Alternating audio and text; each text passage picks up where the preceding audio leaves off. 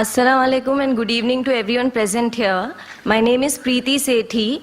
I would like to ask you, sir, as in your talk you have said that Osama bin Laden, we can't consider him as a terrorist as it is said in BBC and CNN channels, but at the same time we get the same information about the bomb blast and the count which we get about the bomb blast on the same channels. So whether it has to be believed or no. Thank you, sir. The sisters asked a very good question, very relevant question. I said that when we talk about Osama bin Laden, that if you get information on BBC that he's a terrorist, we don't have to believe. But when we get the count of the bomb blast, do we have to believe? That's what I said, the people controlling. That doesn't mean all the news of BBC is wrong. That news in which they make a hero into a villain, in which they'll benefit, you have to check up. So here when we see that these normally bomb blast figures that you get, most of them that you find will be somewhat similar. If it's a government channel of the country in which the bomb blasts have taken place, the figure will be normally low. Why? Because the government wants to show that less people have been killed. Like the police commissioner wrote to me, 187 people killed. Newspaper writes 207. I don't know who's right. I'm not saying that Commissioner A.N. Roy is lying. I'm not saying that. Please don't get me wrong. So here we have to realize that when we get information, we have to see the proof.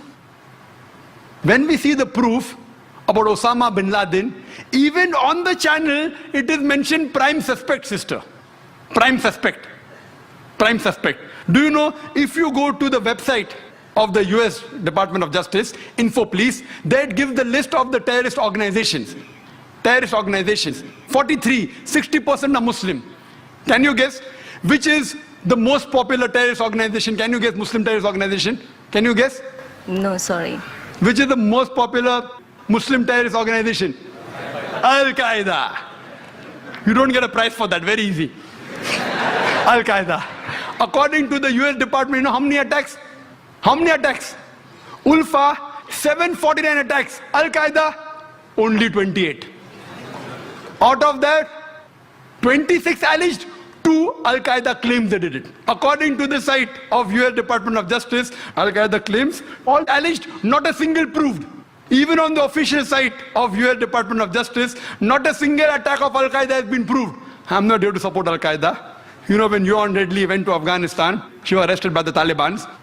She comes back and she's asked the question, what are your views about Al-Qaeda? She replies, I doubt whether Al-Qaeda exists.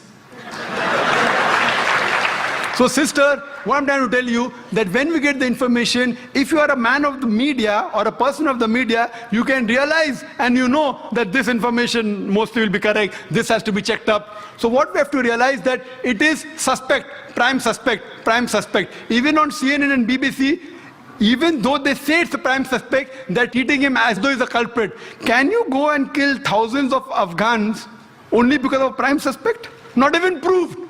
So, but natural sister, when we hear the news, we have to realize that who controls the news, what is the agenda behind, and then we have to be careful what news you take and what you quote.